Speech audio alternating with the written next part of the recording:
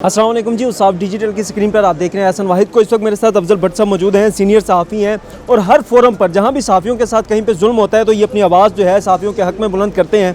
तो आज अरशद शरीफ के हवाले से इनसे बात करते हैं। सर, पहले तो काइंडली बताइएगा कि अब तक की जो कार्रवाई की गई, अब तक की जो मुल्ज़मान को जाँचने की कोशिश की गई, उसको किस नज़र से देखते हैं और क्या मुतमईन है? देखिए, जिस आप रिपोर्ट की बात कर रहे हैं, फैक्ट फाइंडिंग कमेटी की रिपोर्ट, अभी हमने उसके मतलब सुना है, हमें अभी ऑफिशियली कापी उसकी नहीं मिली। हम ऑफिशियली कापी लेकर पीएफजे में उसको स्टडी करेंगे और फिर उस पर अपना रद्द-ए-अमल देंगे। लेकिन अपीयरली आज चीफ जस्टिस साहब ने उसकी तारीफ़ की है कि उन्होंने काफ़ी मेहनत की है।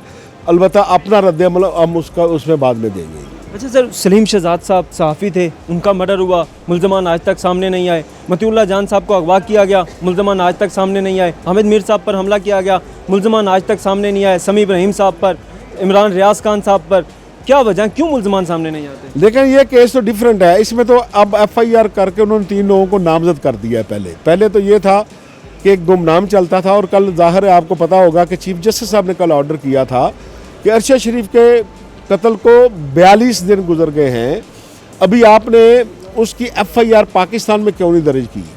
कल चीफ जस्टिस साहब के ऑर्डर के ऊपर रात उन्होंने एफआईआर दर्ज कर ली है। 3 लोगों को उन्होंने नामजद किया है, 2 कीनिया में है, 1 इंग्लैंड में है। तो इसलिए अब वहाँ से जब इन्वेस्टिगेशन शुरू होगी तो फिर मुझे लगता ये है कि इंशाल्लाह ताला ये अपने मंतकी इंजाम तक ये केस ज़रूर पहुँचे। एज ए जर्नलिस्ट इस एफआईआर को कैसे देखते हैं?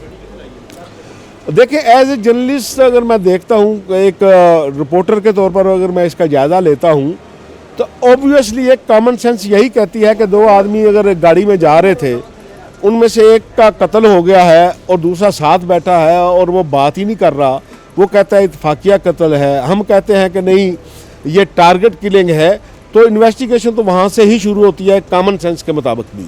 ठीक है, तो अब देखते हैं आगे जाकर के वो आदमी अब पाकिस्तान के तहकीकाती इदारों के पास आता है नहीं आता, क्योंकि कीनिया का पाकिस्तान के साथ मुल्ज़मान के तबादले का कोई ऐसा एग्रीमेंट भी नहीं है।